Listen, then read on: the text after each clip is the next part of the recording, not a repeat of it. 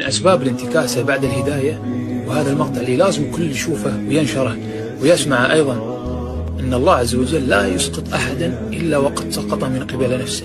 فمن أهم الأسباب الانتكاسة بعد الهداية هو الالتفات إلى الذنب والحنين إليه. يقول ابن الجوزي بكلام جميل جدا: إذا اشتبك الثوب بالمسمار فلا بد عليك أن ترجع إلى الوراء لتخلص ثوبك من هذا المسمار، وهذا مسمار الذنب قد علق في قلبك، أفلا تنزعه وتدعه؟ انزع مسمار الذنب من قلبك من قبل أن يغدو عليك الشيطان ويروح.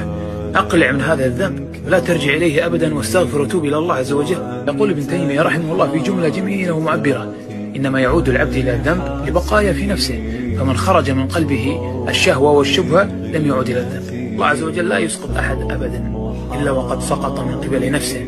فراجع صلواتك الخمس، لابد أنك تكاسلت عنها، لابد أنك تركتها.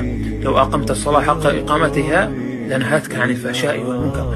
الواجب على الإنسان أن يتوب إلى الله عز وجل ويستغفر لذنبه ويجدد توبته، وأن ينزع هذه المعصية من قلبه ولا يرجع إليها ولا يشتاق إليها، وأن يسأل الله عز وجل الثبات والهداية والثبات على الصراط المستقيم. ويقول ابن القيم في كلام جميل أن الطاعة توجب القرب من الرب سبحانه وتعالى، كلما اشتد القرب قوي الأنس، والمعصية توجب البعد، وكلما زاد البعد قويت الوحشة.